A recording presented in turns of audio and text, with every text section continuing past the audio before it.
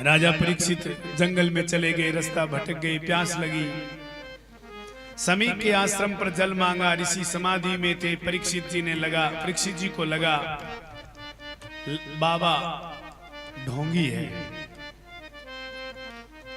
अभी समाधि से उछलेगा, इसलिए राजा परीक्षित ने एक मरा हुआ सांप लाकर गले में डाल दिया।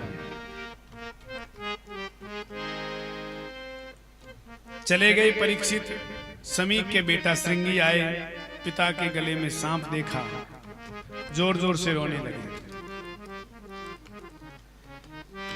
आंख बंद करके पता लगाया तो बोले, राजा की ये हिम्मत, मेरे पिता के गले में मरा हुआ सांप डाला, ऐसा दंड दूंगा कि राजा जीवन भर याद रखेगा। इति लंघित मर्यादम तक्षकः सप्तमे हनि दंक्षयति स्म कुलांगारम् चोदितो मे ततद्रुहम्।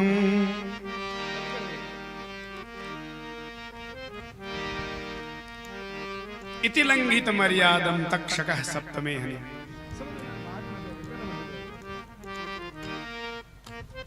मर्यादा का उल्लंघन किया है, इसलिए मैं श्राप देता हूं, आज से ठीक 7वें दिन तक्षक जाएगा, राजा को डसेगा और उसकी अकाल मृत्यु हो जाएगी। ऐसा बाग वज्र चला दिया और फिर रोने लगा, जोर जोर से रोया। समाधि खुली, ऋषि ने देखा, सांप अलग कर दिया।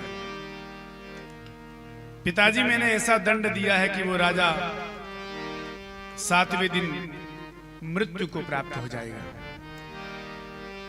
अरे मेरे नादान पुत्र, ये तुमने क्या किया? जरा सी बात पर और ऐसा श्राप? नहीं, राजा तो भगवान का स्वरूप होता है और तुमने ऐसा श्राप दे दिया। अपने गौरमुख नाम के शिष्य को बुला करके भेजा, बोले जाकर राजा परीक्षित से कह दो, तुम्हारे जीवन के केवल 7 दिन बचे हैं। हे राजन, तुम चाहो तो मुक्ति का उपाय कर सकते हो, क्योंकि मेरे नादान पुत्र ने श्राप दे दिया है। चले गए, उन्होंने परीक्षित को जाकर के कहा। परीक्षित अपनी पत्नी को बुला करके इरावती को बोले, देवी, दुनिया का सबसे बड़ा आश्चर्य सुनाऊं? बोले हाँ। बोले, मौत की गारंटी किसी के पास नहीं है, पर मैं एकमात्र ऐसा जीव हूं कि 7 दिन की मेरे पास है। लोग बोले कैसे? परीक्षित बोले, जब 7 दिन का श्राप लगा है तो पहले तो मरना ही नहीं है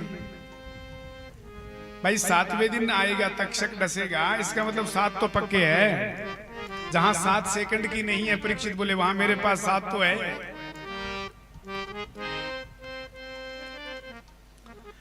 लेकिन मैं ये गवाऊंगा नहीं 7 दिन। जन्मेजय को गद्दी सौंपती हूं। और परीक्षित सीधे जाकर गंगा तट पर बैठ गए। बड़े बड़े महात्मा दौड़कर आ गए। आहा, अत्रिर्वसिष्ठ च्यवन शरद्वा अरेष्ट नेमि भृगुरंगिजाश्च पराशरो गाधिसुतो राम उत त्यजिन्द्र प्रमदेद्मबाहु।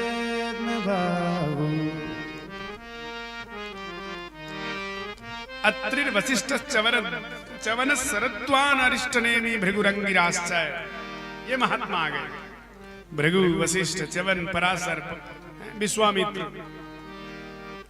अत्रि। परीक्षित बोले कि आप?